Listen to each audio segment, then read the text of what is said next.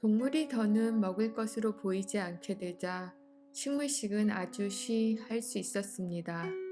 그러나 눈앞에 있는 맛있는 거는 다 먹고야 마는 내게 소식은 넘기 힘든 쉽지 않은 산이었습니다.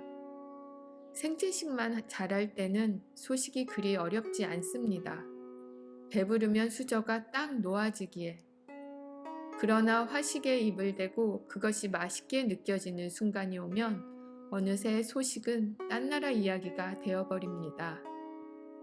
코와 입을 자극하는 양념과 부드럽고 달콤한 화식은 자꾸 뱃속에 음식을 집어넣게 유혹합니다.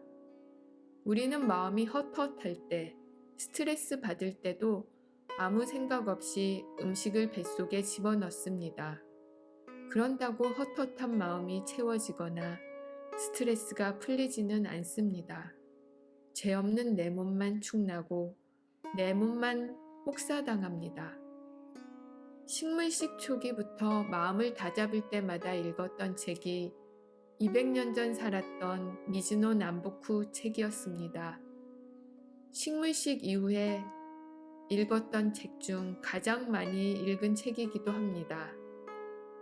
미즈노 남부쿠의 소식주의자에선 과식, 폭식은 음식을 변기에 버리는 것과 같다고 합니다. 내 몸이 소화할 수 있는 양 이상 먹는 건 영양이 아니라 노폐물만 만드는 일이기에 과식하려 할 때는 늘 이 말을 떠올리면 딱 멈출 수 있습니다.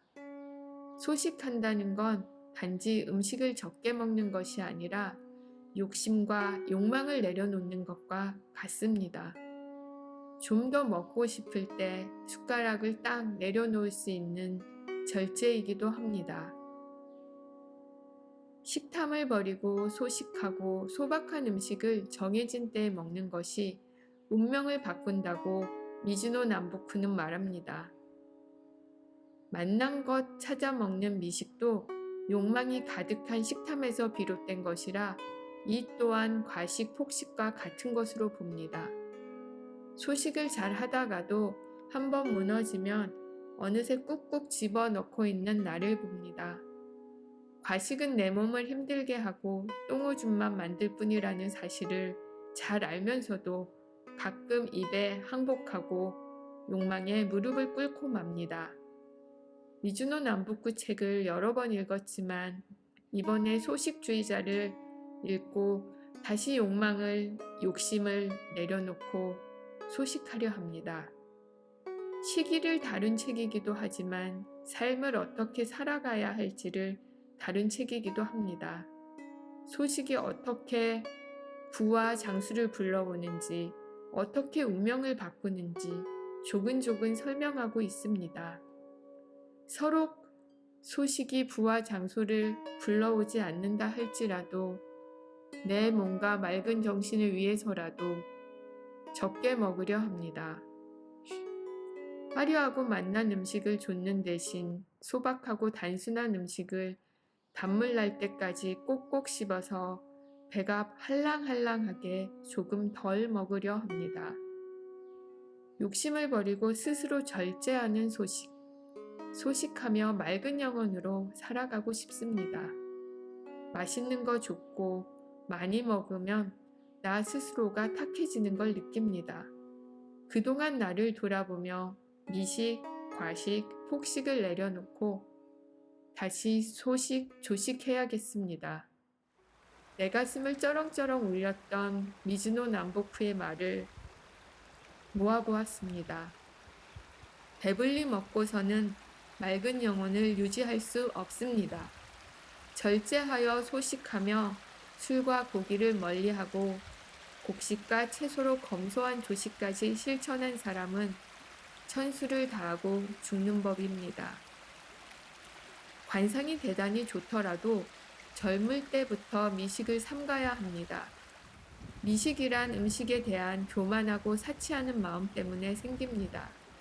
젊어서 부와 명예를 가지면 교만한 마음을 가지게 되는 것이 인지상정입니다. 가장 잘 나가는 때가 가장 위험한 때라는 사실을 명심해야 합니다. 배 속에 음식을 가득 쑤셔 넣은 새는 멀리 날 수도 없고 높이 날 수도 없습니다. 배 속이 비어야 맑은 정신으로 먼 길을 갈 수 있다는 사실을 그대는 어찌 모릅니까? 확실히 소박하게 적게 먹으면 내가 맑아지는 게 느껴집니다. 이 책은 소박하고 간소하고 단순하게 살아가려는 내 삶의 가치와 닮아 있습니다. 다만 소식하려고 스스로를 절제하며 욕구마저 꾹꾹 누르면 언젠가는 펑 폭발할 수도 있다는 사실을 잊지 않으셨으면 좋겠습니다.